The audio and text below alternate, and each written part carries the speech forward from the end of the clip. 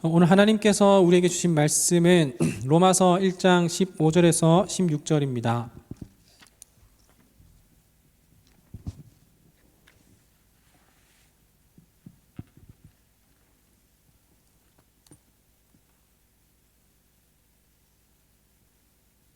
로마서 1장 15절에서 16절 제가 하늘님의 말씀을 받들어 읽겠습니다.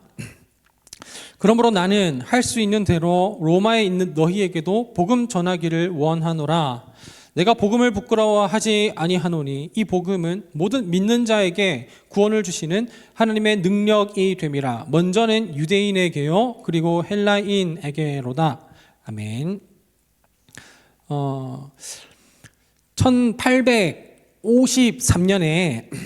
1853년에 네덜란드에 어떤 한 아기가 태어났습니다. 이 아기는 3대째 목사의 아들로 태어난 거죠.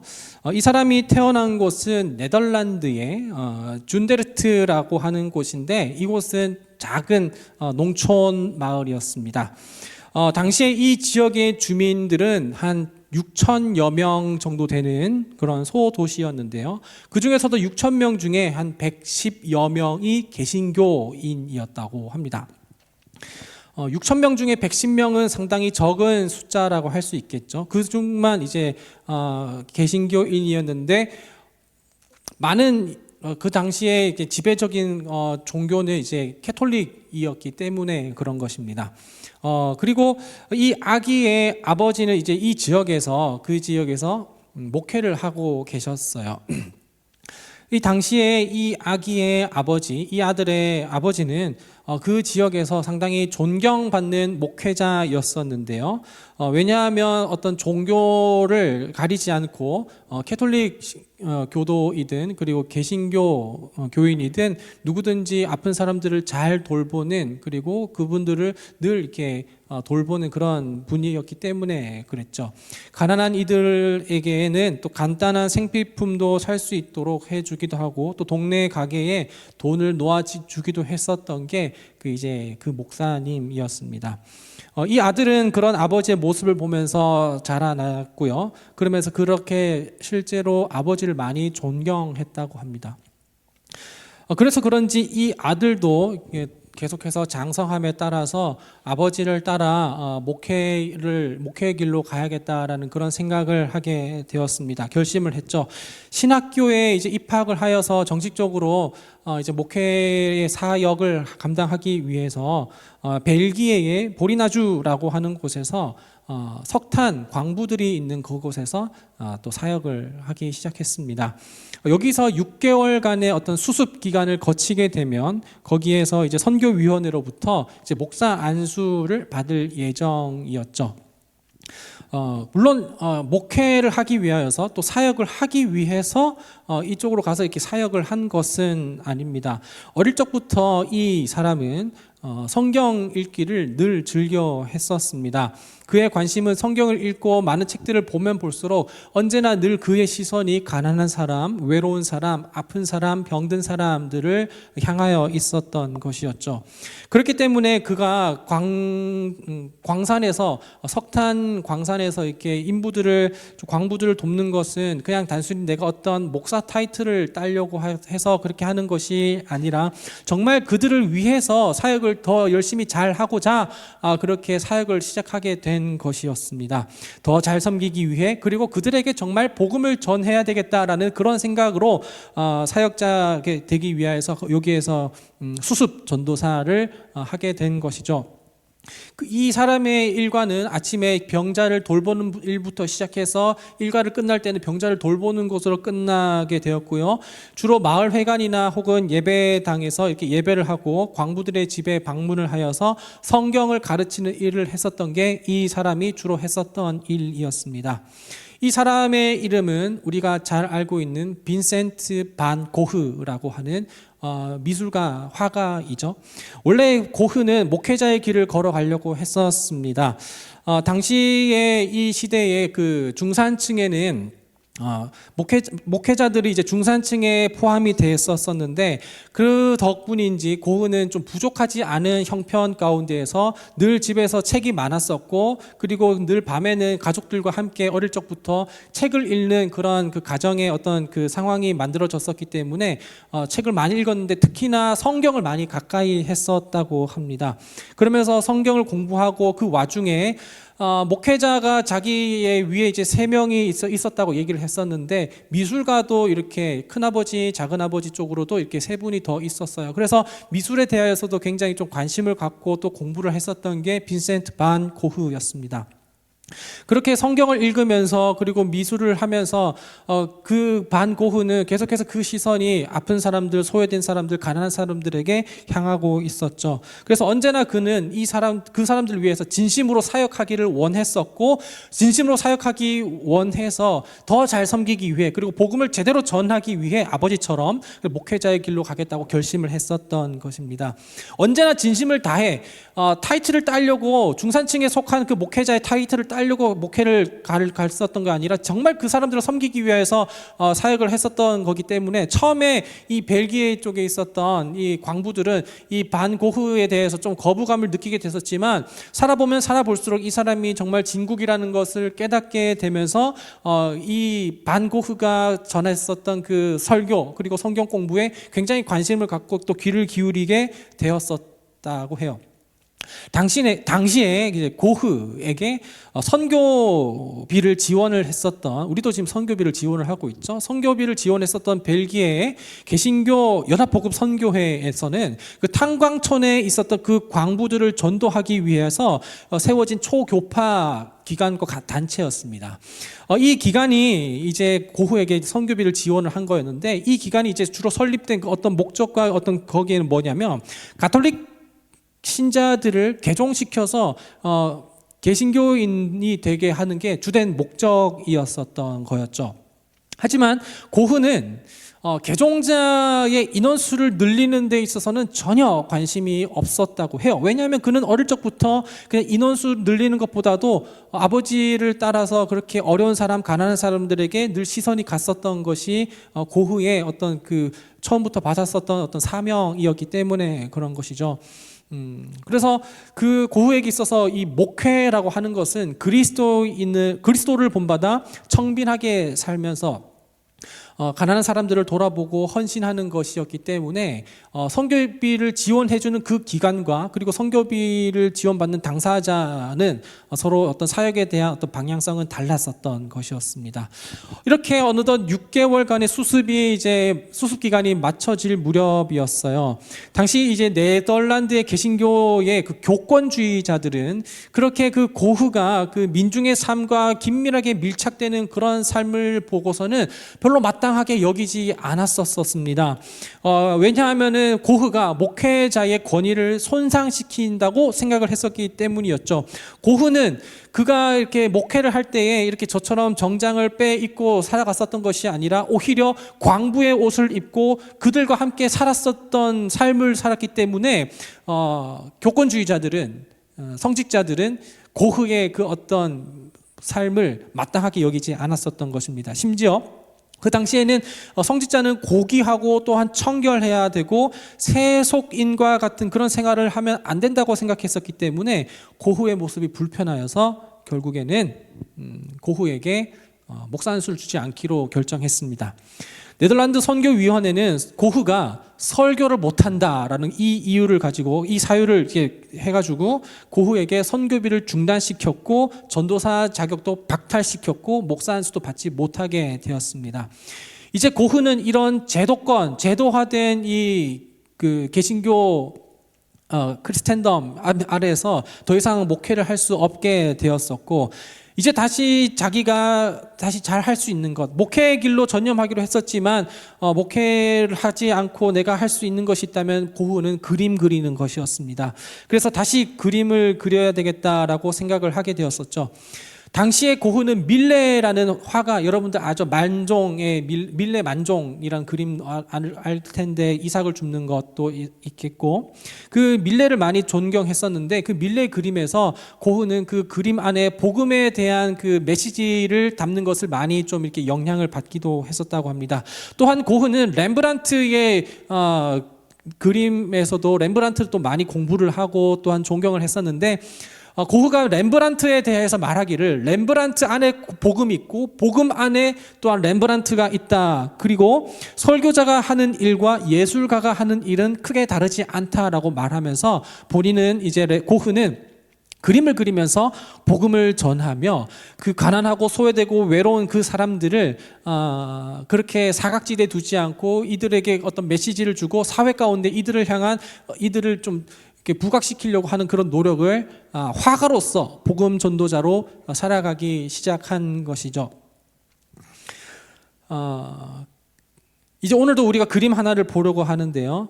이 그림은 꽤 유명한 그림입니다. 주보에 그 생각해보기 쪽에 박스를 보면 QR코드가 있는데, 그 QR코드를 찍으면 나타나는 그림이 하나 있을 것입니다. 안드로이드 유저를 위해서 광고 보는 시간 좀 기다려 주도록 하겠는데요. 여러분들, 이 그림은 여러분들이 잘 아는, 한 번쯤은 봤을 그림인 반 고흐의 별이 빛나는 밤이라는 그림입니다. 여러분, 그림을 보면서 또한 설교를 계속 들어가시면 되겠는데요. 이 화가마다 저마다 어떤 그 그림의 화풍에 대한 그 특성과 개성이 있다라는 것을 우리는 다 어느 정도 짐작을 할 수가 있겠는데요.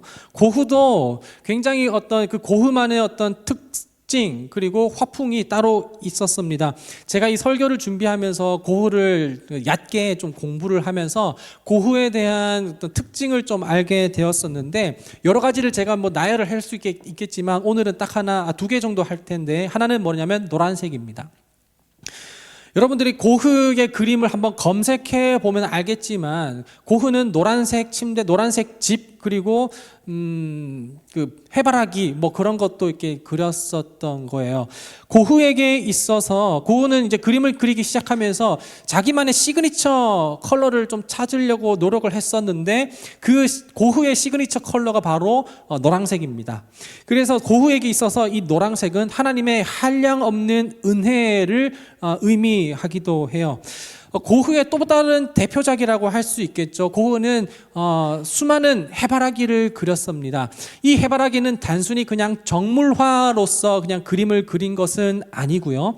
고흐는 이 해바라기가 마치 예수 그리스도와 닮아 있다라고 생각을 했기 때문에 해바라기를 많이 그렸습니다. 해바라기가 태양이 떠 있는 그 곳을 향하여서 늘 자기 자신을 꽃 피웠었던 그 모습이 마치 예수 그리스도께서 늘 하나님 아버지의 말씀과 그 뜻에 순종하는 것 같은 예수님과 같아서, 그래서 이 노란색에 그리고 이 해바라기를 몇 편이나 이렇게 그리게 됐었던 것이죠. 오늘 보고 있는 우리의 그림, 별이 빛나는 밤이라는 이 그림은 여러분 파랑색과 노란색이 대비를 이루고 있습니다. 여러분, 고흐에 대하여서 조금만 관심이 있다면 어느 정도 알 수가 있겠는데, 고흐의 그림은 보통 야경이 많아요. 밤을 그렸던 것이 많죠. 우리가 대표적으로는 카페 테라스, 혹시 알고 있는지 모르겠지만 나중에 설교 끝나고 한번 찾아보시면 좋겠는데, 그 테라스 밑에는 노란색의 조명이 가득히 묻어 있고, 그리고 나머지는 이렇게 또 파란색으로 또 대비되는 모습을 그리고 있는데, 여러분 자세히 그 설교 끝나고 찾아보세요. 거기에는 테라스에 앉아 있는 그 사람들이 자세히 보면 최후의 만찬, 중간에 서빙하고 있는 사람이 오히려 예수 그리스도의 모습, 그 뒤에는 창문이 바로 십자가처럼 보이는 그런 모습인데, 고흐는 이렇게 그림을 그릴 때마다 그냥 단순히 그림만 그리지 않고 거기 안에 그렇게 결단하고 다짐했었던 것처럼 복음의 메시지를 담으려고 수많이 노력을 했었던 사람이었죠. 그래서 고흐는 이렇게 오늘 우리가 보는 것처럼 파란색과 노란색을 대비하여서 이 그림을 그렸는데요. 그에게 밤은 그냥 단순히 까만색으로 칠하는 것이 아닌, 이 어둠이 아니라 또 다른 다채로운 색상으로 표현하기를 노력을 했었습니다. 그래서 그 중에 또 이제 노란색이 유난히 이렇게 밝게 빛나고 있는 것을 보고 있는데, 아까도 말씀드렸던 것처럼 고흐에게 있어서 노란색은 하나님의 은혜, 하나님의 한량은 은총이었다고 말씀을 드렸습니다. 한량은 하나님의 은총이 밤에서도 그렇게 반짝반짝 빛나며 그 마을을 비추고 있었죠. 우리가 그 그림을 조금 자세히 들여다보면 그 마을 뒤편에는 그렇게 어두컴컴하게 생명을 잃은 것처럼 이렇게 탄광이 있습니다. 그리고 고요하고 고즈넉한 마을이 우리가 또 눈에 보이게 되죠. 근데 우리가 그 마을을 보면 그 마을 안에는 이렇게 하나님의 은총을 받은 것처럼 그렇게 그 광부들의 삶이 또 빛으로 이렇게 묻어나는 것을 우리가 볼 수 있겠는데, 유난히 눈에 띄는 한 건물이 보이는데 그 건물이 바로 교회입니다. 교회에는 불이 꺼져 있어요. 아까 말씀드렸던 것처럼 고흐는 그 가톨릭 교도들을 개신교인으로 개종시켜서 숫자 늘리는 것에서는 전혀 관심이 없었습니다. 피상적인 것에만 신경을 쓰는 것이 아니라 정말 현실에서 어렵고 힘들게 살아가는 사람들에게 예수 그리스도의 복음이 흘러가야 된다라고 그렇게 늘 생각하면서 그들을 조명했고 그들을 위해서 헌신했었던 게 바로 고흐였죠. 그렇다고 해서 고흐가 목회 길을 돌이켰다고 해서 교회 어떤 그 신앙에 대한 환멸을 느낀 것은 아니었습니다. 오히려 교회가 개혁이 되어야 하고 교회가 교회로서의 기능을 하지 못하는 것에 대한 아쉬움이 늘 남아 있었던 게 바로 고흐이기도 했었죠. 그래서 고흐는 예수 그리스도의 마음을 늘 본받으며 그렇게 살아가기 원하는 그런 화가였었습니다.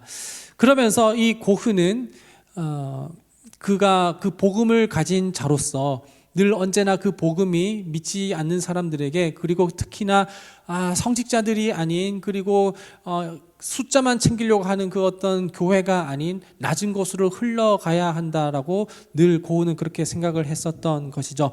마치 물을 부으면 그 물이 중력에 의하여서 낮은 곳으로 어떻게 해서든지 찾아가는 그 물처럼 복음도 부음이 있을 때 그 복음은 낮은 곳으로, 또한 필요한 곳으로, 텅 빈 곳으로 흘러가야 한다고 고흐는 그렇게 생각을 했었던 것입니다. 이 별이 빛나는 밤 이 그림을 통해서 이 교회에 불이 꺼져 있는 거는 당시에 그 목회자들이 일이 없어서 야근을 안 해서 불이 꺼져 있는 그런 얘기가 아니라, 아마 고흐는 이 그림을 통해서 하고 싶었었던 그 이야기가 있었던 것 같아요. 어쩌면 복음이 필요한 곳이 가장 복음이 필요한 곳이 교회인데 그 교회에 복음이 없다라는 것을 고흐는 말하고 싶었었던 것일지도 모르겠다 말입니다. 로마서는 바울이 복음에 대해서 아주 체계적이고 또한 조직적으로 설명해 놓은 책이 바로 로마서입니다. 이 로마서는 바울이 에베소서라든지 모든 곳에는 한 번씩 다 가본, 빌립보 교회라든지 에베소 교회라든지 한번 가본, 고린도 교회라든지 가본 교회에 대해서 편지를 쓰긴 했겠지만, 그렇지만 로마서는 로마 교회에 한 번도 가보지 않은 채, 그러니까 그 로마 교회 교인들과 어떠한 조금의 어떤 사적인 관계도 맺혀지지 않은 채 복음을 전해야 했었던 그런 상황에 쓴 편지가 바로 로마서예요. 그래서 여러분들 편지를 쓴 때 공문을 쓰는 것처럼 생각을 하면 좋겠어요. 관계가 있다면, 그 관계는 정말 좀 애틋하다면 그럴수록 편지가 굉장히 좀 연애 편지나 재밌는 편지, 우정 편지가 될 수가 있겠는데, 아무런 관계가 없다면 아마 우리 그 내용은 굉장히 공문처럼 굉장히 육하 원칙이 명확하게 적혀 있는 것이겠다라는 생각이 드는데, 그것에 대해 오해 없이 잘 설명하기 위해서 그렇게 복음에 대해서 설명을 하기 위하여서 바울은 로마서를 통하여서 복음에 대해 조직적이고 체계적이고 구조적으로 잘 설명해 놓았다 말입니다. 이렇게 바울은 이 로마 교회 교인들이 정말 그리스도인은 있는데 정말 건강한 그리스도인, 그리고 건강한 믿음, 그리고 단단한 신앙생활을 하기 위하여서 예수 그리스도와 그 복음에 대해서 설명을 해야 할 필요성을 느껴서 이 로마 교회에 이 편지를 쓰게 된 것이란 말입니다. 그래서 이거를 이렇게 설명을 할 때 바울이 오늘 우리 본문을 통하여서 말한 그 복음에 관한 것이 두 가지가 있는데, 이 복음은 무엇이냐면 특정 사람에게만 필요한 것이 복음이 아니라는 것입니다. 당시 약간 네덜란드 그리고 벨기에 쪽에서 이렇게 사역을 하고 그렇게 좀 신앙생활을 했었던 그 고흐가 생각했었던 것, 그리고 바울이 이야기하는 것, 그리고 지금 우리 가운데 있는 것, 여전히 지금 그 복음에 대한 사람들의 태도는 비슷한 것 같아요. 누구에게는 복음이 필요하다라고 말하지만 누구에게는 복음이 필요 없다라고 생각하는 것이기도 하고, 또 어떤 부분에 있어서는 우리가 복음적이어야 되겠다라고 생각하지만 또 어떤 부분에 있어서는 복음적이지 않아도 그거는 동떨어진 것이라고 생각하면서 그냥 그렇게 타협하는 삶을 우리가 살아가는 것 같다 말입니다. 하지만 이 복음은 그 차별이, 복음을 대해서는 유대인이나 헬라인이나 누구나 다 차별이 없이 하나님의 의가 미치는 것이어야 된다라고 생각을 했었고, 특히나 바울은 먼저는 유대인이요 다음은 헬라인이게로다, 그리스인이게로다라고 이렇게 이야기했는데요. 먼저는 유대인이요라고 하는 것은 이 유대인이 어떤 우월하기 때문에, 그리고 이 사람들이 어떤 더 탁월하기 때문에 먼저는 유대인이요라고 말한 것이 아닙니다. 하나님의 또 계획과 하나님의 섭리 가운데에 하나님께서 그 유대인에게 복음을 맡은 자로서 먼저 불러주셨으니, 오히려 유대인들이 우월하다라는 것이 아니라 이들에게 더 막중한 어떤 그 책임감이 있다라는 것을 이야기하는 것이고, 그 다음에 이 복음은 유대인들을 통하여서 그 다음에 흘러가야 하는 것이 또한 헬라인, 그리스인이라고 이야기하는 것이 바울의 말이었었던 것이죠. 그러니까 고흐가 이야기하고 싶었던 것, 그리고 고흐가 그렇게 하고 싶었던 그 삶은 무엇이냐면, 이것이 단순히 그냥 복음은 그냥 성직자들의 것, 그리고 어떤 중산층의 것이 아니라 정말로 복음이 필요한 곳은 가난하고 외롭고 궁핍한 사람들, 소외된 사람들에게 그 정말 중력에 의해서 어떻게든지 물이 흘러가는 그것처럼 복음은 그 가운데로 흘러가야 된다라고 생각을 했었는데, 똑같이 바울도 또한 헬라인과 그 많은 그리스도인들에게, 이방인들에게도 이 복음이 흘러가야 된다라고 이야기를 했었던 것이죠. 복음은 결코 고여 있는 것이 아닙니다. 복음은 결코 응고될 수가 없습니다. 복음은 굉장히 역동적이라서 하나님께서 필요로 하는, 그리고 결국에는 온 나라가 그 복음화되는 것이 하나님의 목적이고 또한 계획인데, 그런데 우리는 이 복음이 누구에게는 응고되어 있는 것처럼 그냥 그 자리에 정체되어 있거나 혹은 도태되어 있는 것이 우리 삶 가운데 복음이라는 것이죠. 하지만 우리는 그것을 복음이라고 부를지언정 복음이라고 이야기할 수는 없다 말입니다. 왜냐하면 복음은 믿는 모든 자에게 미치는 하나님의 의인이 차별이 없기 때문에 그런 것이죠.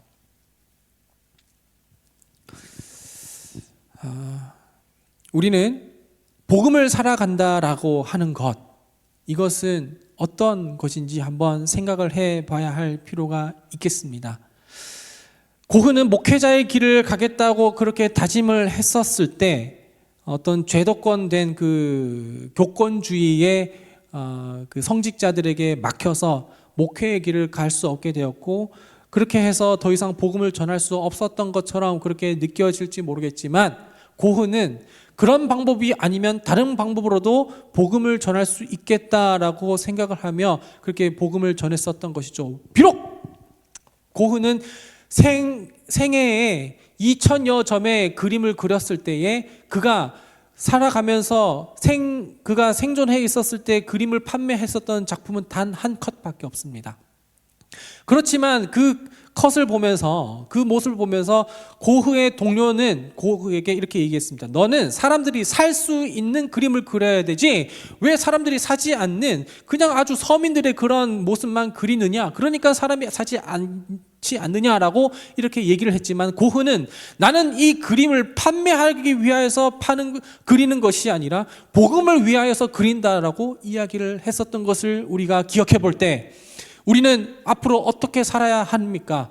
목회자인 저에게 적용을 시킨다면, 박 목사 당신의 설교는 너무나도 딱딱하고 사람들이 들어주지 않아라고 이야기를 할지언정, 저는 사람들이 듣는 설교도 너무나도 중요하겠지만 그리스도가 선포되는 설교를 하겠습니다라고 이렇게 이야기할 수 있는 제가 된다면, 여러분들은 과연 여러분들의 삶 가운데에서 고처럼 앞에서 강단에서 설교를 하지 않는다 하더라도 각자의 삶에서 어떤 복음의 삶을 살아내며 그 복음을 증거하는 삶을 살아낼 수 있을 것인지 제가 여러분들에게 도전을 드리는 것입니다.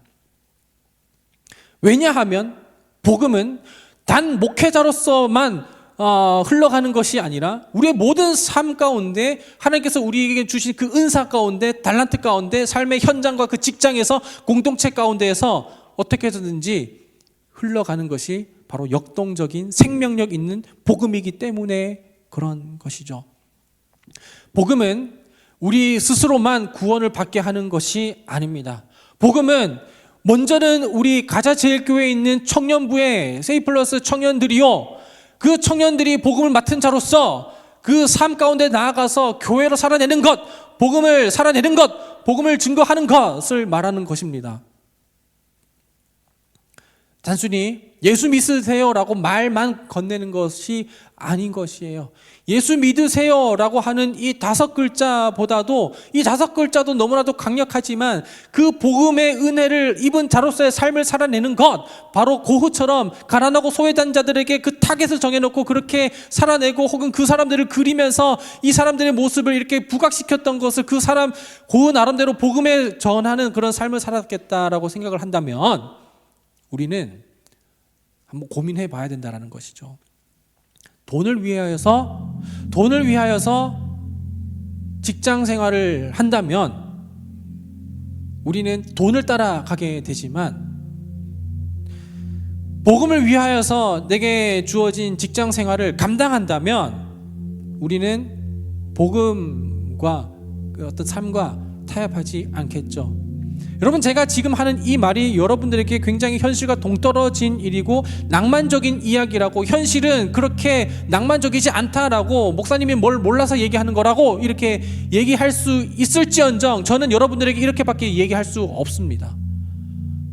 왜냐하면 성경에서 그렇게 우리에게 불러주셨고 또한 우리를 그렇게 보내셨기 때문에 그런 것이죠. 여러분들, 제가 여러분들을 위해서 더 직장생활에서 어떻게 해라 저렇게 해라, 삶에서 이런 돈 문제에 대해서, 이게 이성의 문제에서, 진로의 문제에서 어떻게 해라라고 여러분들 제가 어떻게 좀 방향을 지시해 줄 수는 없는 것이 너무나도 죄송하지만 여기까지는 제가 해드릴 수 있겠고, 그 다음부터는 여러분들이 어떻게 복음을 살아낼지는 고흐처럼 여러분들이 한번 싸워봐야 된다는 것이죠. 돈이 필요 없다는 것을 얘기하는 것이 아닙니다. 스펙이 필요 없다는 것을 이야기하는 것이 아닙니다. 돈을 따라가지 말고 스펙을 따라가지 말자라는 것이죠. 우리는 복음을 전하기 위해서는 많은 스펙이 필요할 수도 있어요. 왜냐하면 고흐도 많은 미술 공부를 했기 때문에 그런 것이죠. 우리의 주인이 누구인지를 우리가 기억하며 나를 의롭게 하시고 나에게 영원한 생명을 주시는 그 하나님 앞에 복음을 받은 자로서 나는 내가 거한 그 공동체에서, 내가 거한 그 삶에서 어떻게 살아낼 수 있을지 여러분 한번 피땀 흘리는 씨름을 해보시기를 권면을 드립니다. 저는 여기서, 그리고 저의 자리에서 또한 여러분들의 이름을, 얼굴을 떠올리며 기도하며 또한 중보하겠습니다. 그렇게 역사하시고 이끄시는 하나님을 신뢰하며 나아가시기를 소망해요. 이 시간 찬양 함께 할 텐데요. 선교사라는 찬양입니다. 좀 쉽지 않은 찬양이긴 한데 예전에 우리가 한번 불러봤었기 때문에 또한 제가 오늘 또 같이 이 가사로 찬양을 하려고 준비를 했는데요. 아시는 분들은 함께 좀 찬양을 하면 좋겠고, 모르시는 분들은 가사라도 이렇게 눈으로 보면서 찬양을 하시면 좋겠어요. 몇 번 반복할 테니 익숙해질 때에는 같이 좀 따라 부르고 그 삶의 고백을 하며 나아가면 좋겠습니다. 함께 찬양하겠습니다.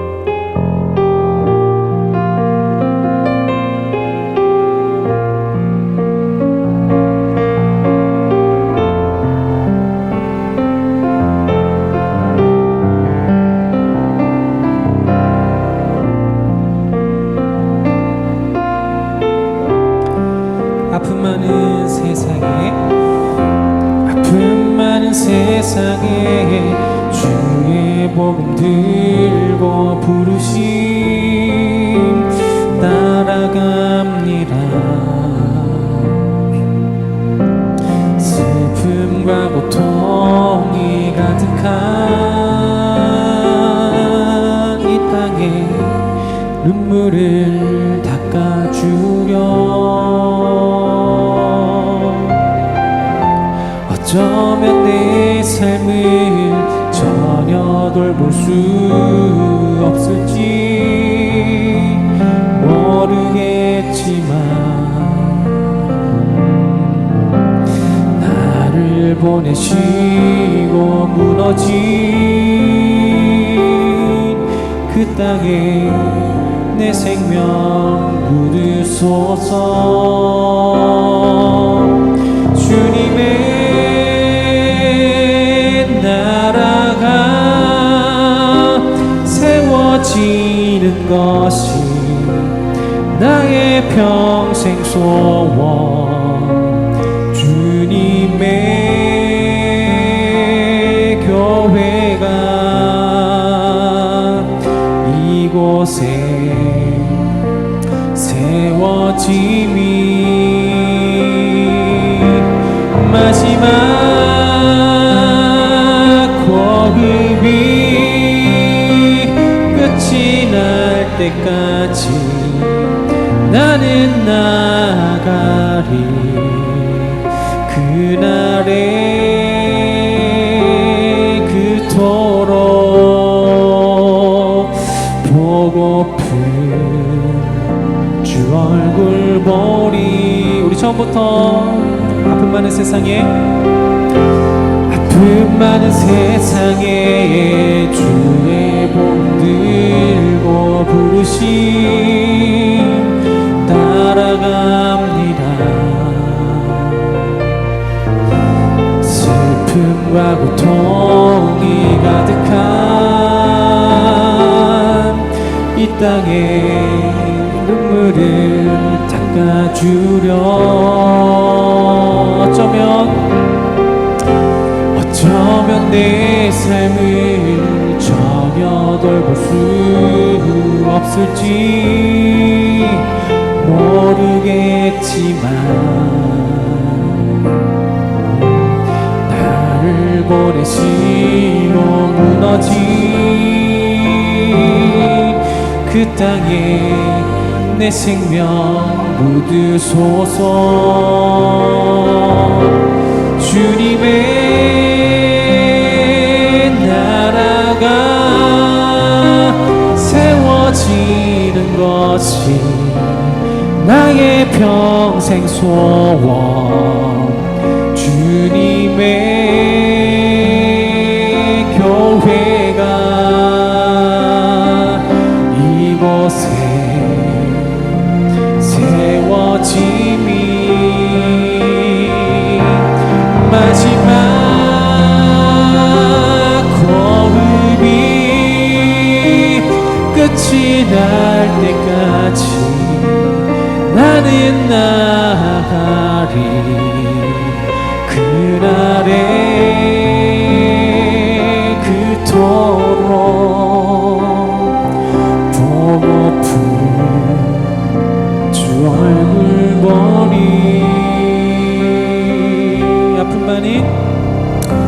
아픔 많은 세상에 주의 복 들고 부르심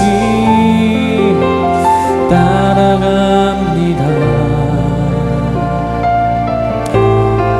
아픔과 고통이 가득한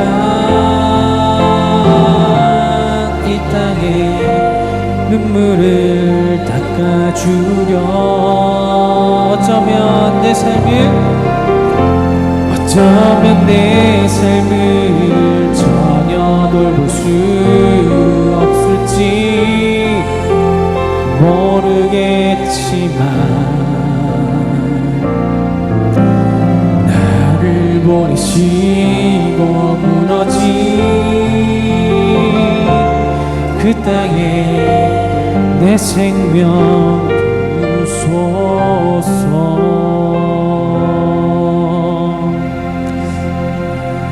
눈을 감고 우리 함께 기도하면 좋겠어요.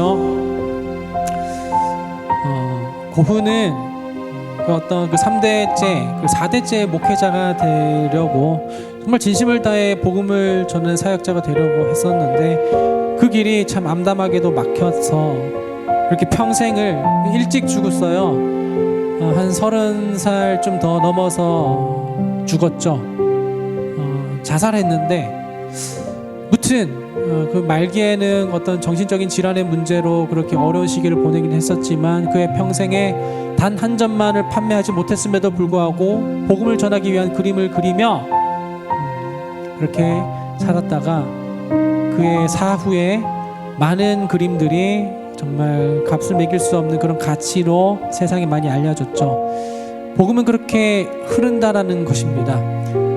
바울이 오늘 말씀했었던 것처럼 먼저는 헬라인에게요 유대인에게로다. 복음에는 하나님의 의가 있고 그 의는 차별이 없다라고 말씀하신 것을 기억할 때 우리도 우리 삶에서 복음의 사역자가 될 수 있습니다. 왜냐하면 복음은 흐르기 때문입니다. 하나님, 이 시간 우리가 기도합니다. 기도할 때 저도 복음의 사역자 되기 원합니다.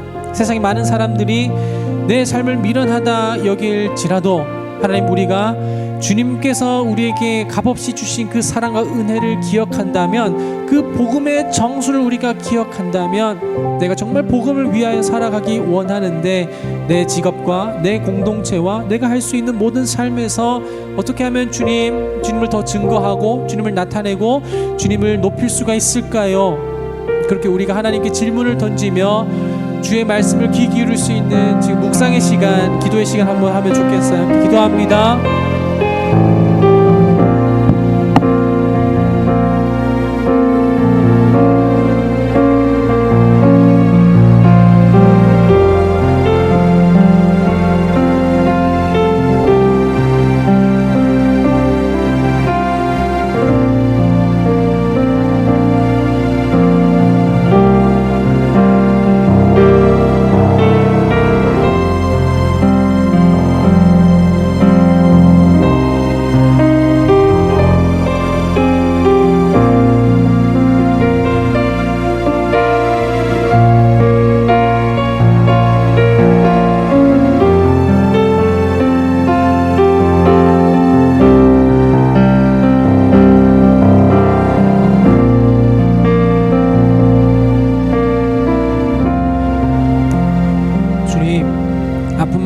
이 세상에 주님의 복음 들고 부르심 따라 파송되어 나아갑니다. 정말 슬픔과 고통이 가득한 이 세상에 아직 주님의 은혜와 사랑을 모르는 그 사람들의 눈물을 닦아주기 위하여 우는 자들과 함께 울고 슬퍼하는 자들과 함께 슬퍼하고 기뻐하는 자들과 함께 기뻐하기 위하여 나아갑니다. 물론 어쩌면 내 삶을 전혀 돌볼 수 없을지 모르겠지만 나를 보내주시고 무너진 그 땅에 내 생명을 묻어주셔서 우리가 하나님의 밀이 되어 많은 열매를 맺을 수 있는 그 하나님의 은혜가 있기 원합니다. 주님의 나라가 세워지는 것이 우리의 평생의 소원이 되기 원합니다. 주님의 교회가 우리가 있는 그곳에 세워지게 되기를 소망합니다. 내 평생 마지막 호흡이 끝이 날 때까지 주님의 복음 붙잡고 나아가기 원합니다. 그래서 하나님께서 한량없이 정말 값비싼 은혜를 우리 가운데 주신 그 그리스도의 보혈의 공로를 우리가 기억하며 주 예수님 먼 훗날 주 앞에 서는 날 주께 말하리, 사는 날 동안에 정말 주님을 사랑했다고 라고 고백할 수 있는 우리가 되기 원합니다. 왜냐하면 복음은 낮은 곳으로 흐르기 때문입니다. 그 복음을 붙잡고 살아가며 파송되어지는 우리 모든 청년들 되게 하여 주시옵소서. 주 예수 그리스도의 은혜와 하나님의 사랑하심과 성령의 교통하심이 삶에서 교회로 살아가기를 원하는 모든 주의 백성들 머리 위에, 그 삶의 현장에 지금부터 영원토록 함께 하시기를 간절히 축원하옵나이다. 아멘.